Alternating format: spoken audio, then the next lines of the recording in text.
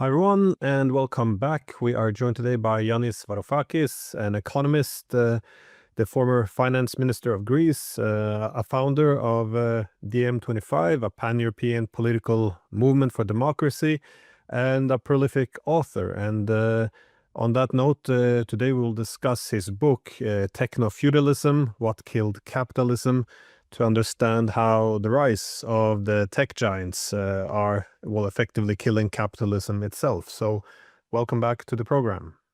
Thank you so much, Glenn. Thank you for having me. So the feudal system, it consisted of a clear hierarchy where you would have, I guess, the monarch owning the land and the use of the land being outsourced to nobles who then pledged their loyalty. And at the bottom, we had the peasants or the serfs who were bound to the land. But with the industrial revolution, which accelerated capitalism, we saw a new system of capital owners competing in open markets. And it seems that it's safe to say that capitalism will replace feudalism and triumphed everywhere over its rivals. But you're arguing now that we're entering a new era, that is that capitalism is destroying itself due to the rise of cloud capital. And this introduces technofeudalism. Now, I guess, to unpack this argument, I was wondering a good place to start perhaps is if you can explain what is cloud capital and why is capitalism dying, if I got your argument correctly, of course. Yes, absolutely. Thank you for the opportunity. Let me just make it absolutely clear to our audience that I'm not arguing that we're going back to feudalism. No, we're moving forward. What we're moving forward to is not very pleasant, and it is highly problematic. But by all means, please, this is not an argument that we're going back to feudalism. In the same way that, when we talk about neoclassical economics, this has got nothing to do with classical economics, right? It's not a return to classical economics. If anything, it's a complete reversal of classical economics. Technofeudalism is not a reversal. It is moving forward in a historical context, which is totally congruent with what you said, the way you described historical change. When society transformed itself from feudalism to capitalism, essentially what happened? Essentially, power that used to be derived from the land, from owning the land. If you owned the land, you were a landowner, you had power. You had political power, economic power, discursive power, ideological power, religious power, right? And how did your wealth accumulate? It accumulated in the form of a rent that you charged the people who actually worked the land, the peasants. But not only the peasants, also the ironsmiths and the artisans who were encased in your feudal fiefdom. With capitalism, power shifts from those who own land to those who own capital. And what's capital? It's not money. It is produced means of production. Tools, machinery, buildings, things that we create in order to create something else. That's what capital is, produced means of production. So powers shifted from the landowners. It's not that the landowners lost power. They didn't have any power. And today, if you own half of Amsterdam or half of London, you have a lot of power. But it's not what moves the system. What moves the system is machinery. It's produced means of production capital. My point is that, and this is where I'm trying to, or getting to, answering your very precise question about cloud capital. My point is that capital was so successful at procuring on behalf of its owners power to extract, power to persuade, power to make people do what you want them to do just because you own so much capital. It became so successful. It totally sidelined trades unions and parliaments and, all the things that we associate with a civilized society. And it triumphed completely. So much so, and this is my argument, that it mutated to a new form of capital, a mutation of capital, which is capital, of course, machinery. But it is very different to all sorts of capital we had. So anything from a hammer to a plow, to a tractor, to a diesel engine, to a industrial robot of this era. It was very snazzy, all singing, all dancing. All these things are produced means of production. But what lives in, I don't have my phone here to show you, in our smartphone, in our iPads, in tablets and so on. And of course, all the machinery that connects them and networks them together. The cables, the algorithms, the server farms and so on. This is machinery. I mean, if you go into a server farm, it sounds like a factory. So it's capital, but it is not productive. It doesn't produce anything per se.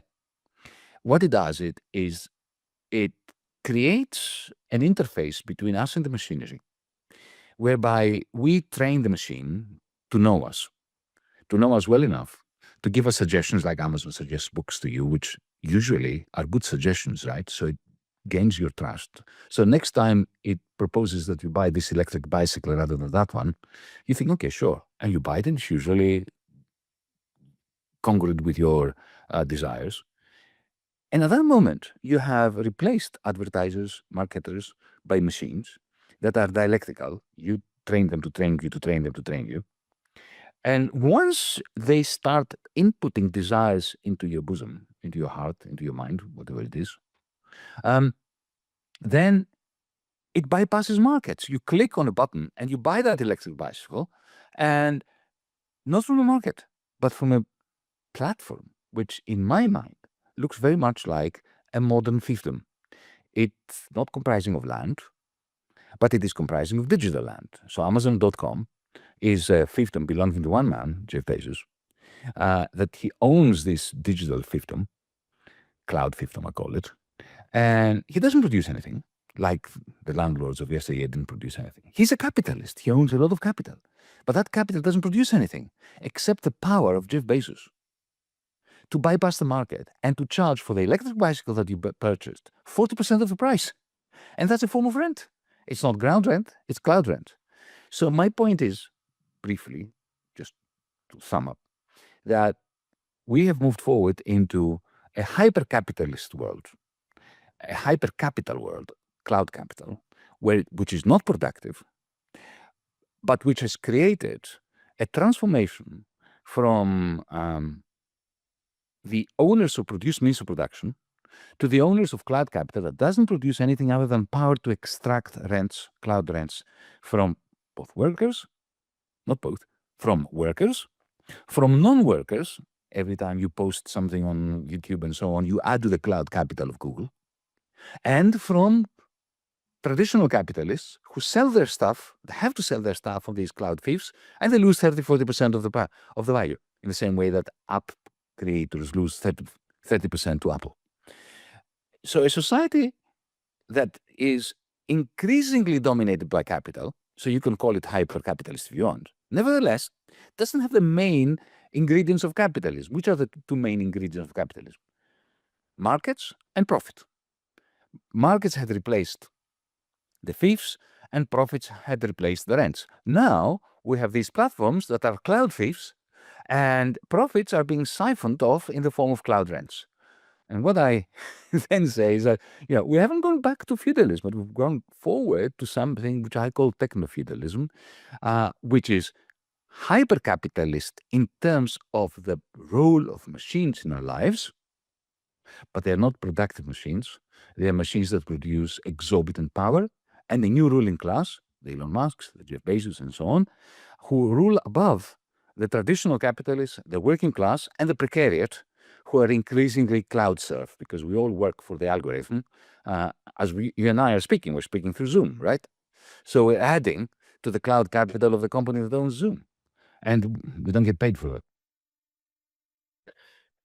Well, how does I guess cloud capital, because it does own some capital. I mean, the data centers, the fiber optic lines. To what extent is this owned, I guess, or extractions from the public as well? Because often one points to the tax breaks they would get, the ability to, well, I guess, drive up electricity prices that are also covered by the public.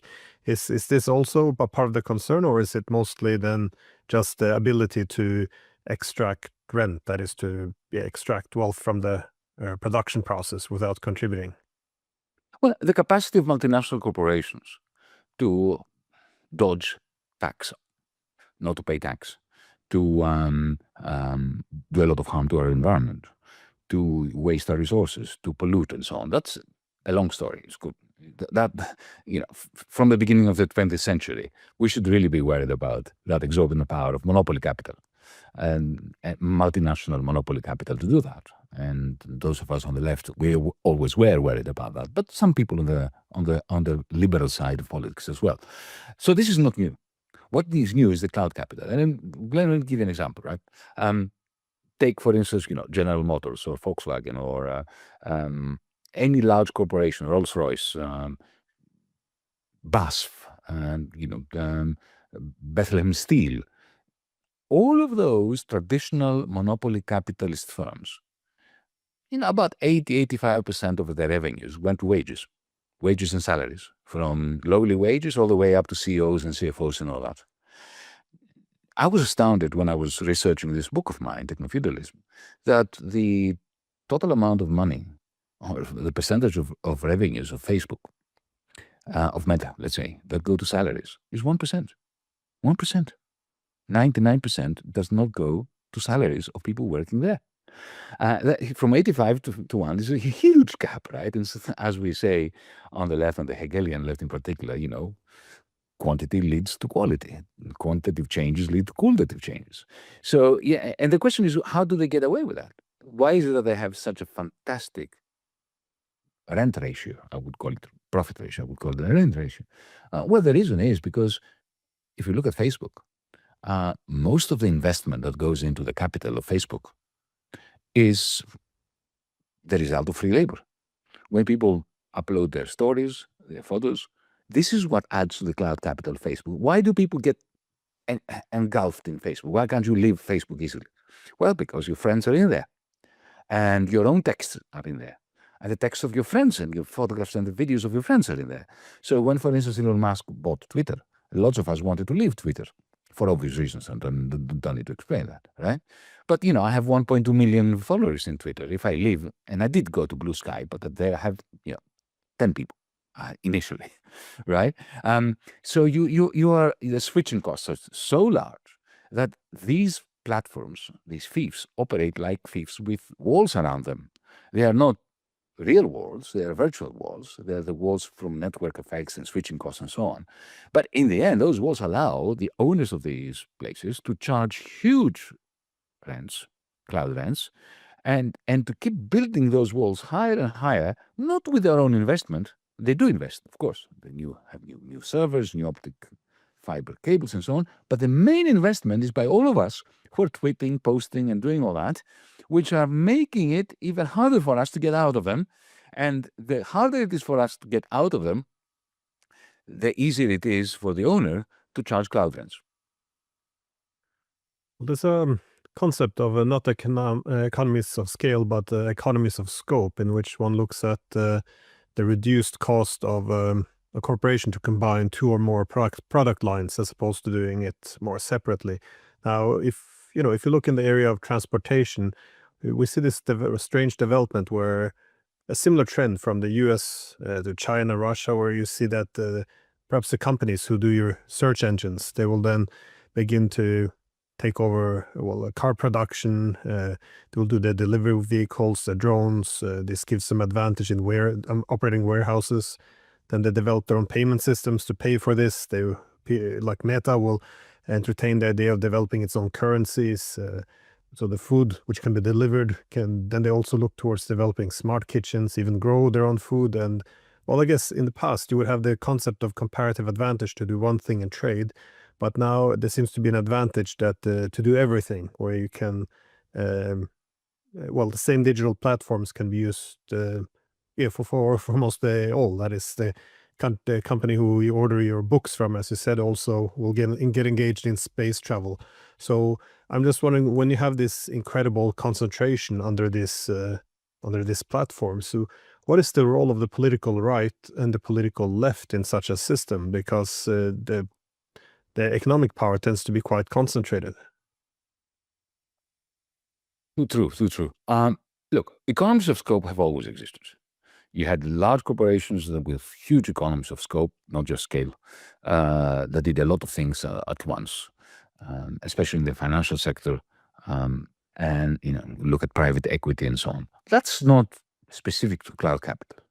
What cloud capital does, it turbocharges this, absolute turbocharges, and at such a level that it's not just a quantitative, but it is a qualitative increase. So take, for instance, you mentioned transportation, right? Well, what's Uber? What's Deliveroo? They are transportation companies that own no cars, no motorcycles, and no trucks. What they own is the algorithm, the cloud capital, which allows you to train the cloud capital to know you so that it captures you inside Uber, inside Deliveroo, both as a driver and as a consumer. And in the case of Deliveroo, also as a restaurant that sends food out, parcels. And in the end, you've got a situation where this cloud capital and the capacity to generate rents increasingly takes over from the actual standard economic activities. So let me give you an example. Uber increasingly makes its money not from exploiting taxi drivers and consumers, but from the data of consumers, from the data of riders on Uber, and the data from the drivers. Take Tesla. But increasingly, Chinese electric car manufacturers, more and more, a higher and higher percentage of their revenue now, in the case of Tesla, comes not from selling you a car or its spare parts, but it comes from the fact that as you're driving your Tesla and you're going to your mother-in-law or your father-in-law or your children or whoever, it knows whom you're visiting at what time, what music you've been listening to while you were visiting your mother-in-law as opposed to your daughter, which supermarket did you stop at to pick something up, what was that? All this information, which is highly correlated with who you are and what are your propensities to spend on X, Y, and Z, this information is then sold on. And Tesla makes a lot more money. So that's why Volkswagen is kaput, because Volkswagen doesn't have cloud capital. So cloud capital, for me, the reason why I keep insisting that it is an important concept, without which you can't really understand the manner in which the process that you described is unfolding. That's why. So going to your question about the political right and the political left, look, what is clear to me is that the center is gone. The center has not held. The center cannot hold, either center left or center right. Social democracy is kaput. Why? Because what was the idea of social democracy? Chancellor Willy Brandt of Germany or Bruno Kreisky of Austria in the late 60s and early 70s would sit the captains of industry around with trade unionists and they would cut a deal. Now, you cannot do that. You cannot put a precariat, the cloud serfs, the people who are actually producing a lot of cloud capital for Jeff Bezos, around the table with Jeff Bezos. It is really not possible to do that. And the more slippery the cloud rents are, the less the capacity of the tax office to capture them. So given that situation, I think that we are getting more and more polarized. What Karl Marx prognosticated, that increasingly we're going to have a major clash of two camps, is probably happening now. Because on the one hand, you've got from the political right, you have Donald Trump, who comes in and introduces the Genius Act, which essentially privatizes money, the dollar. Essentially, it allows people like, you mentioned that before, Meta and JP Morgan and, large financial and big tech conglomerates, essentially to create their own stablecoins, their own dollars, and to mint their own dollars. Up until now, only Wall Street could do that. Now you will be able to have Tether and other companies effectively minting dollars, with the Federal Reserve, the central bank, being totally sidelined, banned from even participating in this. This is outrageous. This is, an astonishing assault on even central banks. So, the center is not holding. Central banks, central parties, so on. So you can go that down that way, essentially to say all power to big tech, all power to the cloud capital owners, which is what he's doing, what the Donald is doing. And if you come from the political left, which is where I come from, what is our response to that? Our response to that can only be one: to socialize cloud capital. Now we can go Luddite. We can say, "Oh, let's smash our phones and our tablets and rip out the optic fiber cables." But that would be dumb, because these are amazing machines. They can do really wonderful things, right? I mean, they can discover antibiotics through AI programs that are killing people, and we can save lives. You and I are talking now. This is amazing that we can. Where are you? You're in Amsterdam. Where are you?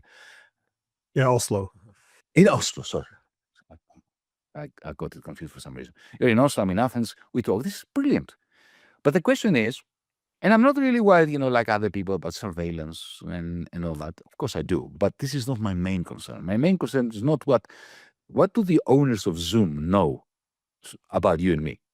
It's a problem, privacy, that we don't have any. That, we are an open book to them, and they are a shut book to society. It is a problem, but that's not my main concern. My main concern, Glenn, is that they own this exorbitant power. Because if you own the cloud capital, and 0.00001% of humanity owns 99.999% of this exorbitantly powerful cloud capital, then there's no possibility of democracy. There's no possibility of progress. There's no possibility that this species will survive. Because when so few people control the world and its opinion, then we can't even talk about the great transition. We cannot talk about anything that is essential to the survival and improvement of the humankind. So from the political left point of view, I think that we need to answer the question that we posed as a left, as a Marxist left in the late 19th century, and which we still have an answer. That is, how do we move from the private ownership of capital, in this case of cloud capital, to the social ownership of capital without having a Stalinist state doing it on our behalf? Well, with this rise of the cloud capital, with this immense rent seeking, which doesn't really permit any competition, what does this mean for the rivalry between the powers, the great powers in the international system? Because, well, in the beginning of the 19th century, the whole premise for the American system was that you need some manufacturing and technological sovereignty to sustain your political independence. But in these days, all the major platforms, the cloud capital you're referring to, they're all American, though. So what does this mean for Europe? Because if you have Uber, yes, the Europeans can drive their own cars and all, but Uber is, as you said, it's they're just owning the cloud. So this mass amount of rent seeking, which happens on behalf of foreign platforms, how is it possible for Europe to maintain its economic competitiveness and even political autonomy if it doesn't actually have this capital, if it's being captured by American cloud capital or Chinese for that sake? I'll start from the last part. America and Chinese. The United States and China are the two loci, the two places where cloud capital is concentrated. The rest of the world has very little. Europe has none. None. We have a lot of machines, and we have digital networks, and we have companies that try to startups and so on. But we don't have, even the ones we have, like Volt and Spotify, they've been taken over by the Americans. And then you have the Chinese, because the Chinese created the Chinese war. Effectively, they banned Google, they banned Meta, and they created their own. And it was very smart on their behalf to do this. So you've got America and you've got China. Very different big techs. It is very interesting how the Chinese authorities have reined in their big tech. Essentially, they have put a lid on how much cloud rents they should extract from the rest of the economy. They have pushed AI into productive purposes, not unlike the United States, which is all about the service sector. It's all about, writing prompts into ChatGPT. But in China, they are fusing AI with productive machines to produce stuff. In the United States, you don't do that. In Europe, we do nothing. And you can see that in the negotiations between the European Commission and Donald Trump's government on the trade deal. Because, the fact that the European Union has a massive trade surplus with the United States gives Trump so much power, bargaining power over Europe. Because if I have a huge trade surplus with you, then effectively I cannot win a tariff war against you. You can destroy me with tariffs if I have a huge trade surplus with you. And I remember during those conversations, people saying, yeah, but when it comes to services, the United States has a surplus because of big tech vis-a-vis Europe.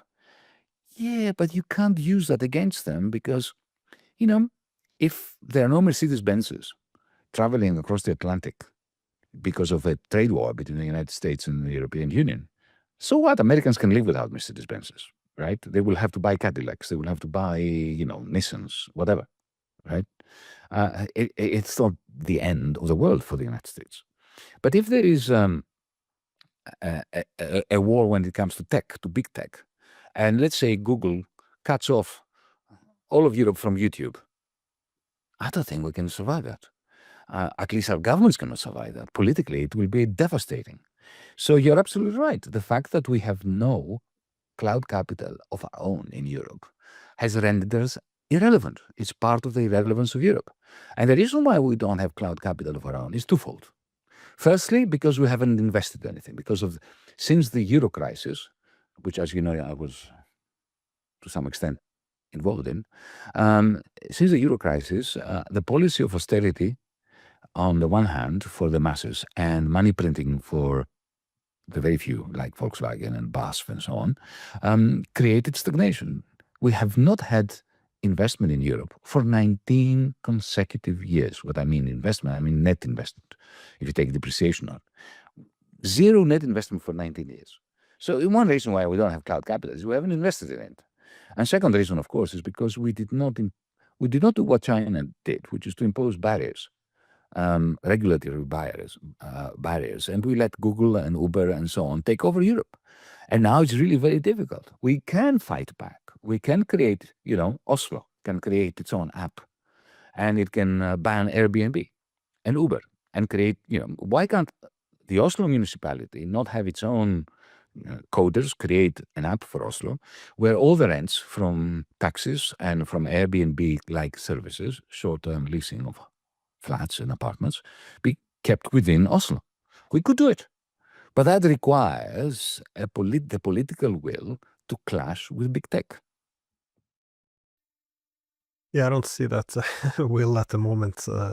But I guess, that's what all those people point out, to some of the advantages of adversarial states of the United States, be it the Chinese or the Russians, that they always saw a need to have some technological sovereignty because they feared the Americans. I think we had so good relations with the US, we made ourselves too comfortable to let Google run free. But I did want to ask, though, what does this techno-feudalism mean for democracy? Because traditionally always had a split of answer to that specific question, but according to simple.wikipedia.org, That's Google stepping in. Okay, Google, stop. See? Yeah. I think that was such a brilliant intervention by Victor. We could be replaced right now. Yeah.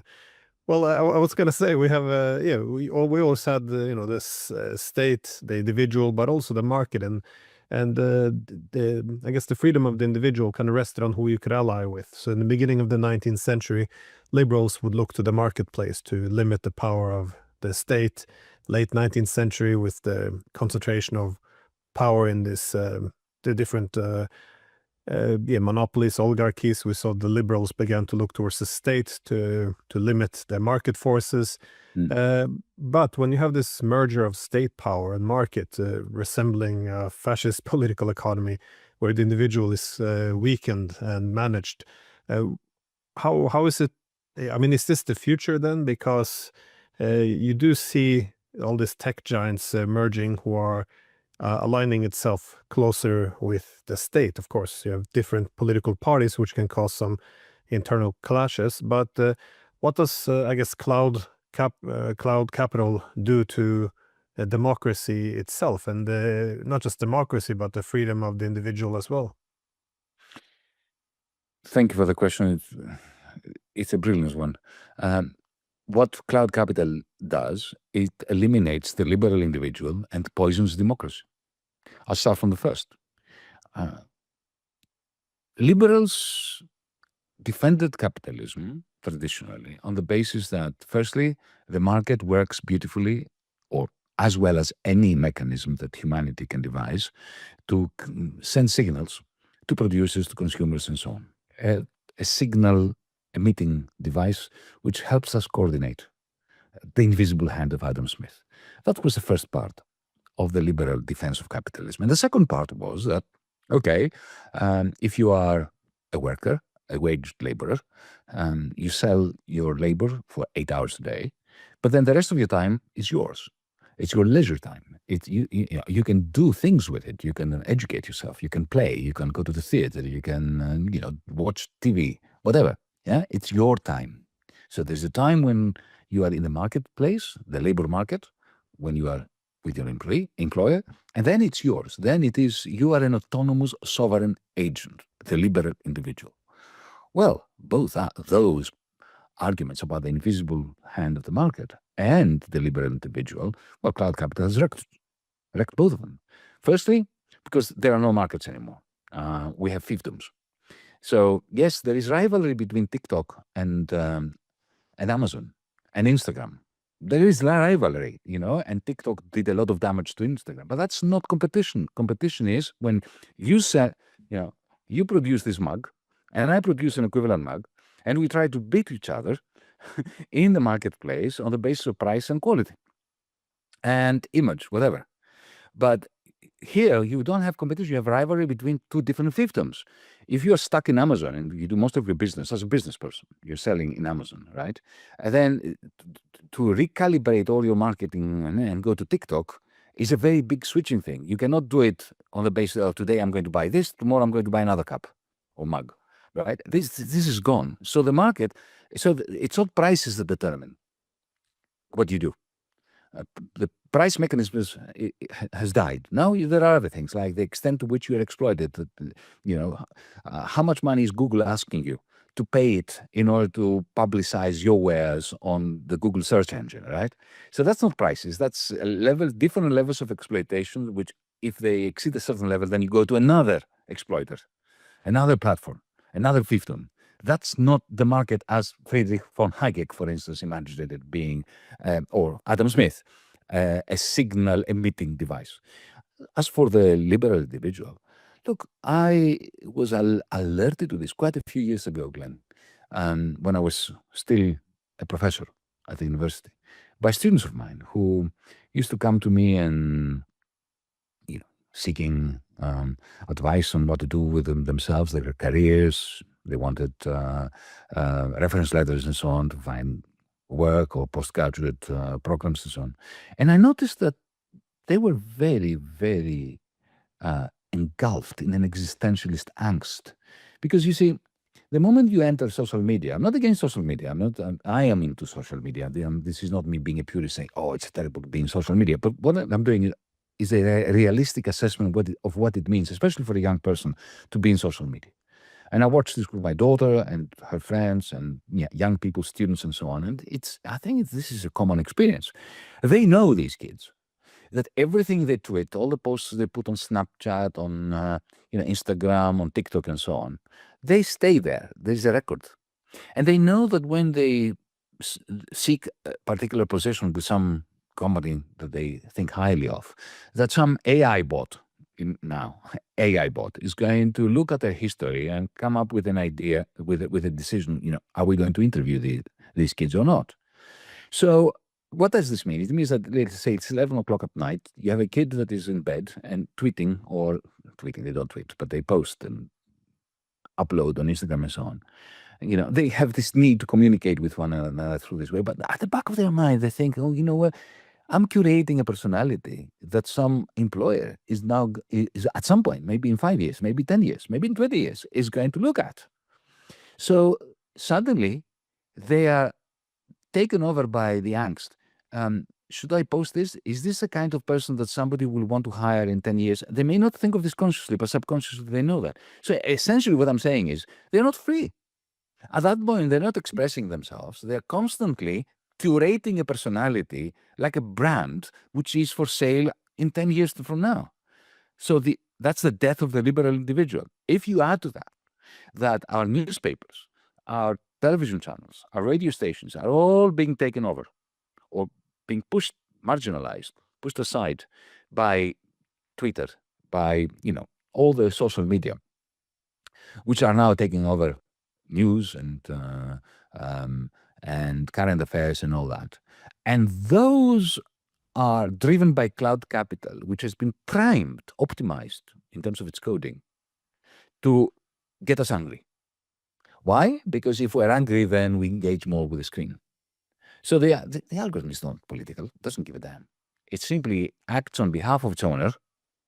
The cloud capital acts on behalf of its owner to get us more engaged. And it works out of its own, doesn't even need to read Freud or Jung or whoever. The algorithm works out that if it makes us pissed off, really very seriously angry, then we are going to engage more and cloud capital will be replenished more readily. So it poisons our conversations. It keeps showing us things that make us angry, whether they are from our own ideological perspective, reinforcing our biases, or showing us what the enemy, the satanic people on the other side of politics show or tell or say. And that totally annuls any possibility of a conversation. So democracy is poisoned. Yeah, it's interesting what you said about your students, because in the 1950s, you have people like C. Wright Mills who wrote about the white-collar worker. And I guess part of the argument was that in sales and all, that the personality would become a commodity. So a bit like a prostitute who would feel more distance to her own body as it's used as a commodity. He argued people's personality became distant to them because their personality is a brand for the company. So they began to feel distant to it, and that this creates some caution or problem. But at least that was in the workspace. Jeff Bezos once argued he didn't like the term work-life balance. He wanted a work-life harmony, which suggests some integration irrespective of being some benign intentions. But it does have some problem, not just at the economic level, democracy level, but even the personal level seems to be corrupted to some extent. I guess my final question, though, is with this erosion of the balance between labor and capital and all the other problems, what are possible solutions? Because, as I said, we're not going to be Luddites. We're not going to go and smash the technologies. So what is it that we can do besides, I guess, technological sovereignty? So you mentioned the Airbnb example, but what are other solutions besides living in the fiefdom of Musk and Zuckerberg and Bezos? Well, there are things you can do at many different levels. One of the simplest things that we could push for is to introduce legislation that enforces interoperability. So, for instance, remember back 20 years ago, when was it? When the first mobile phones came out, you got an account, a telephone number from a company. If you wanted to change company, you had to change your telephone number. And that was a switching cost, massive switching cost. And so Parliament legislated that you have the right to carry your number with you. That's interoperability at a very simple level of mobile phones. Now, I mentioned before that, when I went from Twitter to Blue Sky, I couldn't make that transition. Now I'm on both. I can't leave Twitter because I've got 1.2 million followers. Imagine, however, if interoperability was legislated. And that meant that when I post something on Blue Sky, then X, Twitter, has an obligation to convey that post to my 1.2 million followers in Twitter. I wouldn't have to stay in Twitter. That would really reduce the exorbitant power of big tech. Now, interestingly, that interoperability has been legislated in China about a year ago, right? So you can do it. It is absolutely doable. Of course, big tech is going to kick and scream if you do that.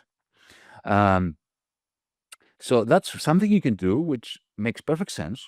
It has been done before with the telephone numbers of telecoms, of mobile telephony. And it's only the exorbitant power, political power of big tech that prevents us from having this conversation as to why are we not reducing interoperability. Then you can move on to other measures, gradually coming to what I was saying before, our cities taking over many of the digital thieves, the cloud thieves that now belong to Uber and Airbnb.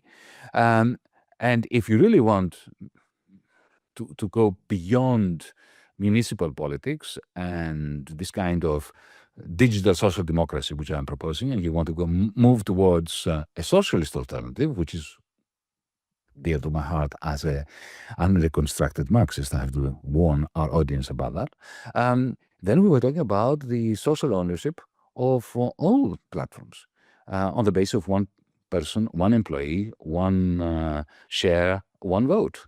Not state-owned, but one person, one share, one vote. And if you want to move to payment systems, I'm all in favor of a central bank digital currency, which sets aside the monopoly of the bankers over the payment system. Imagine if, we could, if in Norway, your central bank allowed each one of you, every citizen, to have a digital account with the central bank. And the money that you have there collects the overnight interest rate of the central bank.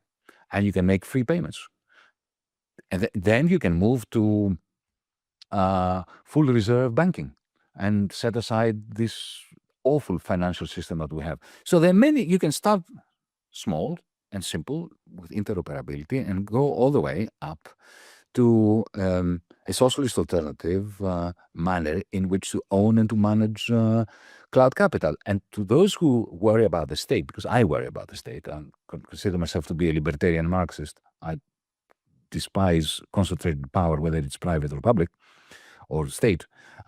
We could have citizens' assemblies and citizens' juries overseeing, the central bank digital currency, overseeing the municipalities' applications, and so on.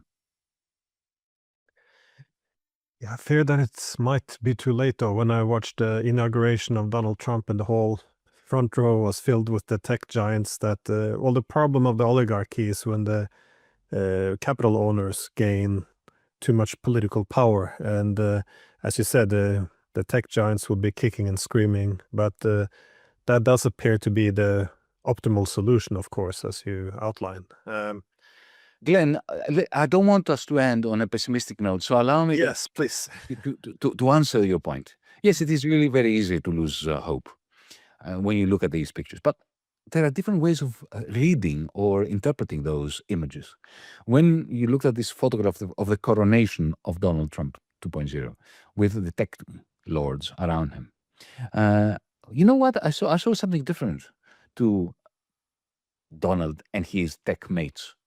I saw a Roman triumph, a Roman emperor who gathered these guys around him to humiliate them because he hates them. Each and every one of them. So remember that, Facebook had banned him. Twitter had banned him. He was not on Instagram. He had to create Truth Social on his own. So it was when I say a Roman triumph, in the same way that Roman emperors would walk into Rome or ride into Rome with the local lords that they had apprehended and humiliated in front of the Romans. This is what I think he was doing there. And you saw the way in which he completely jettisoned Elon Musk. And he will do this with Jeff Bezos, with all. That's why they are really so very worried and they are trying to placate themselves. And, when you have so much concentrated power, like the power in that room, in the White House, wherever it was, this concentrated power, undermines itself. That system, this techno-feudal system, like the capitalist system before, only a lot more because techno-feudal power is much greater, is unstable.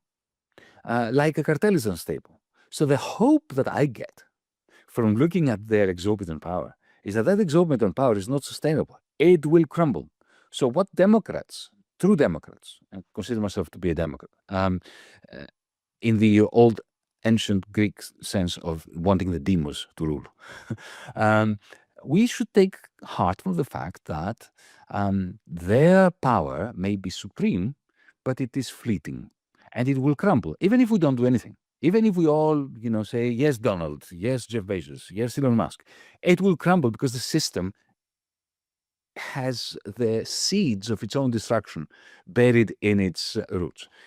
Our job is to get ready so that when it starts flaking and collapsing, that we have alternatives. Because in 2008, the financialized capitalism crumbled and nearly self-destructed, but we were not ready.